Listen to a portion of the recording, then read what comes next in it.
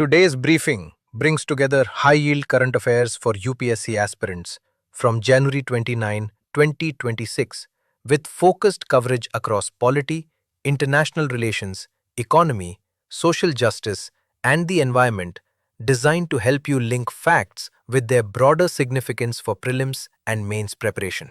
On the constitutional front, the President's address is not just ceremonial. Article 87 requires the President to address Parliament on two specific occasions: the first session of the year, which includes the budget session, and the first session after a general election. Historically, the requirement used to be stronger. An amendment early in the Republic reduced the obligation to these two key moments, which is why the presidential address still carries concentrated political and constitutional importance. The motion of thanks debate that follows the president's address is a crucial barometer of parliamentary support. If the motion is passed by a simple majority, the government survives. If it is defeated, that signals a loss of majority and conventionally requires the government to resign. Remember also the key parliamentary powers around summoning, prorogation, and adjournment. There is no minimum number of sitting days prescribed, but the Constitution mandates that the gap between two sessions of Parliament cannot exceed 6 months. And operational control rests with authorities such as the Speaker and the President under different articles. In foreign trade, the India-EU Free Trade Agreement has been described as a transformative deal, and negotiations that began nearly 2 decades ago are reaching their final stages. The likely outcome is extensive tariff liberalization. The EU is expected to remove duties on the vast majority of Indian exports, strengthening markets for textiles and leather, while India would open access for many EU goods such as automobiles and machinery. The scale of tariff cuts and the long gestation of the talks underline how significant this FTA could be for market access and supply chains. A major obstacle in trade talks is the EU's Carbon Border Adjustment Mechanism, or CBAM. This functions like a border carbon tax. It taxes imports from countries whose climate regulations are less stringent, with the aim of preventing carbon leakage and protecting domestic manufacturers.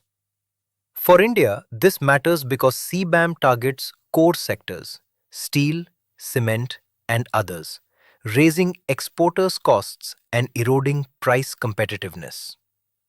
As of now, no blanket exemption has been secured, so exporters and policymakers will need mitigation strategies. Tourism is a powerful economic multiplier when managed well.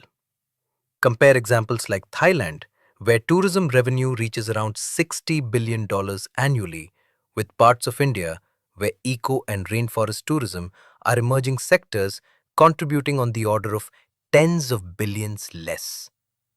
Beyond headline numbers, tourism brings direct foreign exchange, creates labor-intensive jobs, and drives investments in last-mile infrastructure roads, airports, and digital connectivity that benefit wider economic activity. One way to organize why tourism underperforms is the 3 I's framework: infrastructure, India's visitor experience, and institutional barriers. Infrastructure gaps include poor last-mile connectivity and neglected access roads. The visitor experience is affected by safety concerns, especially for solo women travelers, hygiene, and inadequate public amenities.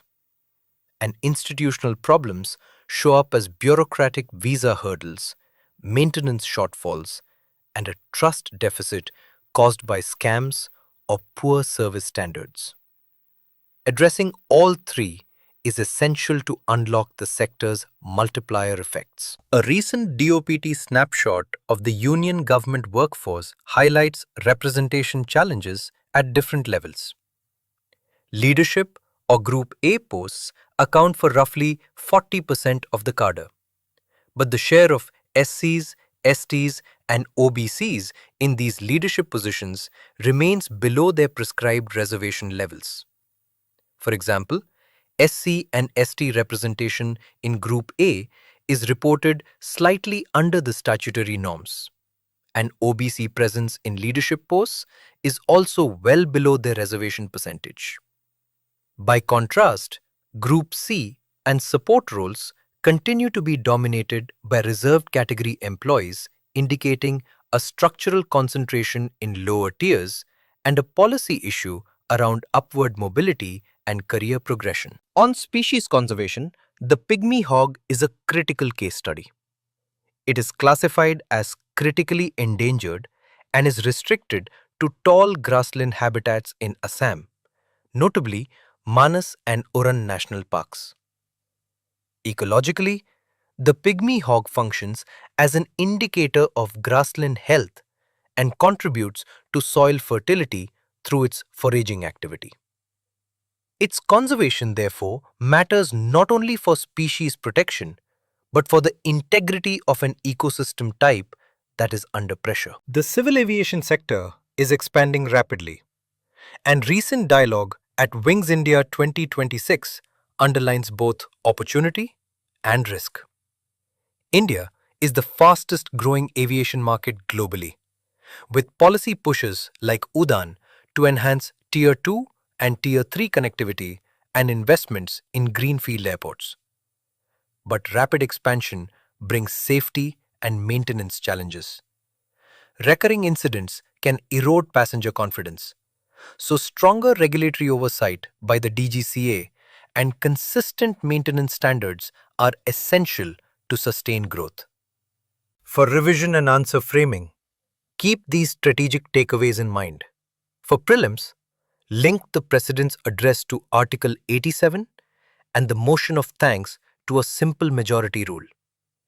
Remember the pygmy hog as a critically endangered Assam species, and note CBAM as the EU's carbon tax on imports. For mains, discuss the India-EU FTA in terms of market access versus domestic protection and non-tariff measures like CBAM. Analyze tourism through the 3 I's framework and use the DOPT data to explore representation, career progression, and policy measures to make public services more inclusive.